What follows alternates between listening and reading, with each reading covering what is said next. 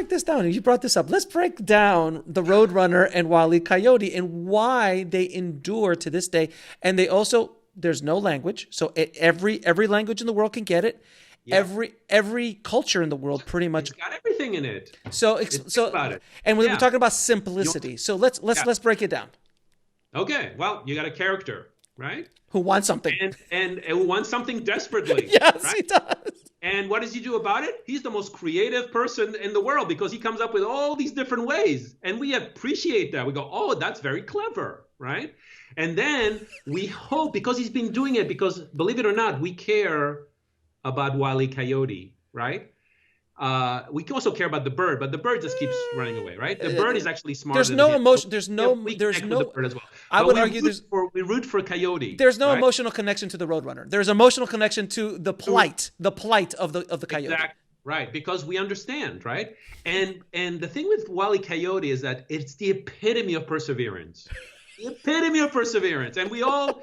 That's the thematic argument, right? In all those cartoons, they talk about perseverance, how to persevere, how to keep going, how to come up with new ideas, even if you fail. It's not about failing. Right. It's about failing and getting up and try again a different way. And that is a life lesson, if I didn't hear one, That's what we love so much. Plus, it's funny, And we want to see how the coyote just keeps failing all the time.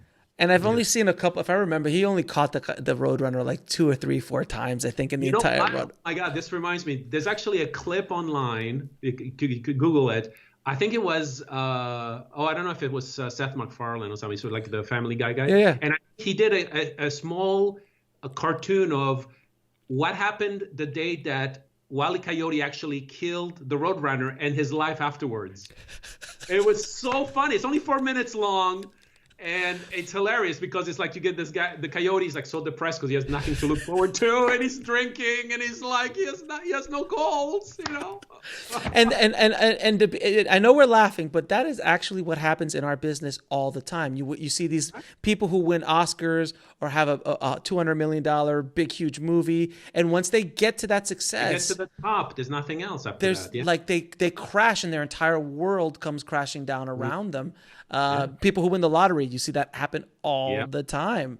Exactly. But I am going to look up the Wile E. Coyote. And by the way, this is one thing you have to understand about stories is that there's a reason why we love stories. There's a reason why stories are shaped the way they are in terms of characters with goals and transformation, because we evolved with stories, and stories kind of teach us how to live, right? So this is like we're talking about the Roadrunner. That's a lesson in perseverance and not giving up, right? That's something that they teach us in life as well. So it matches. And so when I talk to writers about storytelling and theme specifically, because theme addresses that, is you've got to make sure that what your story addresses is life, like all the problems with life. So in terms of like perseverance or love, right? I mean, there's a reason why love stories are the most popular in romances. Relationship stories. Of course. And it was those stories that kept us alive, because you would tell the story about the tiger at the end of the river that killed the boy, and all of a sudden that story would go like there was a tiger that killed by the river, and that story kept going and kept the tribe safe. Exactly. Yeah. And those stories around the stories are our survival mechanism. It's what made us evolve and survive up to now. And right. will for a long time. Yeah. There's never been a culture without stories. Like every culture in the entire civilization from the very beginning has had stories. From the moment we're able to communicate with each other, we've had stories.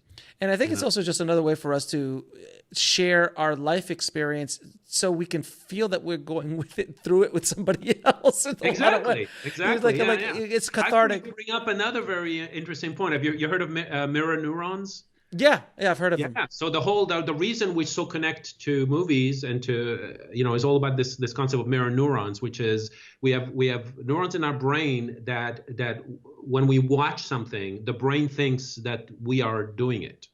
And so when we see a character doing something on screen, your brain is thinking the same thing, that you're doing it on screen. And so there's that connection, right? So you see things that look like life, and you see characters doing things and transforming, right? That, in a subtle way, teaches you how to do it.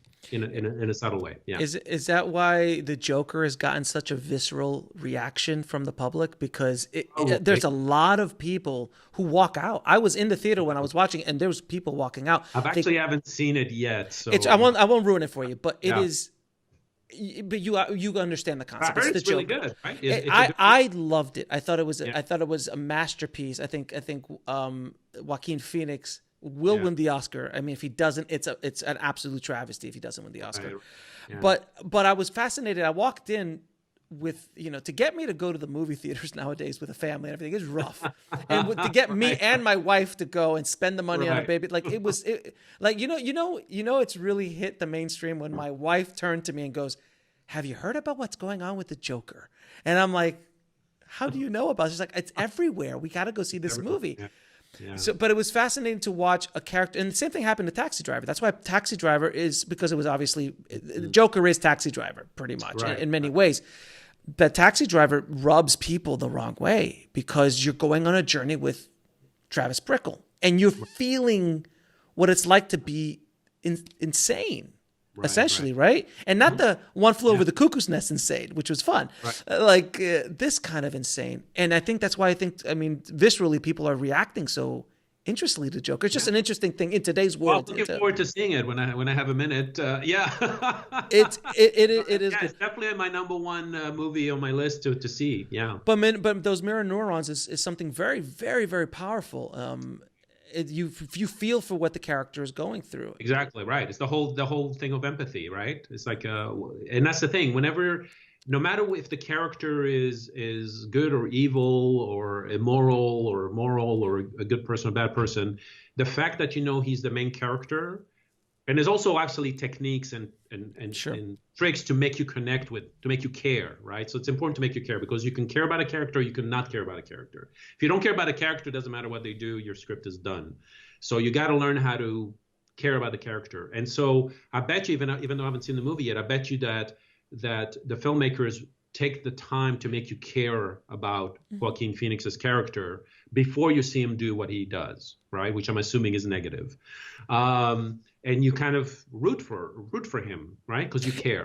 And that's where I think the problem lies, was that you're rooting for a crazy man. You're rooting for a murderer. And it's like at least with Silence of the Lambs, I love Hannibal Lecter. Hannibal Lecter is such a charming, he eats people. He's a cannibal. He eats people. But we had Jodie Foster as but then later in the other movies like Hannibal and things like that, he became the main character. Here's the thing though. He may eat people, right? But they were bad people. But he only eats the people that, maybe not, that deserve it, right? The way the film ends, we feel this poetic justice of him eating Dr. Chilton at the end. And it's the same with shows like Dexter, for example, right? Like Dexter is a serial killer, but he kills the wrong people. He kills the people who deserve it. And so that makes us feel good. So and that, like vigilante. And that's the thing, that you're exactly right. Like anytime, the quickest way for you to hate somebody on a screen, it's one of those old tricks, like have the villain kick the dog. Or even kill the dog, You kill the dog, you eat the dog, whatever you want to do. I've heard Stephen King once say that of all the hate letters he got was when he actually killed a dog in one of his novels. Like he could kill people in the most amazing ways, but if he kills a dog, he's going to get the hate crowd. Right, and that's like the easiest way. It's the easiest way for you to hate somebody right away is have them hurt an animal, hurt a kid. And that's not really and it's not the only thing. There's a whole bunch of stuff. When I read scripts with clients, and I say, and I'm very aware of what connects us and what disconnects us. So there's going to be times in the script where I go, okay, this, what he did or said there is a disconnector. It disconnects us. So do you want to keep it there? Is there a reason why you want it, or is it accidental? Because a lot of times the writers don't know what they're doing, right? They're just writing the script. And if they don't realize that they just disconnected the audience from the character, and they don't know why. They don't know why the scene's not working. They don't know why the script's not working. And I could tell them, well, you just disconnected us here. It was intentional, but we don't care about the character. So everything that happens after that, if we don't care about the character, you're done.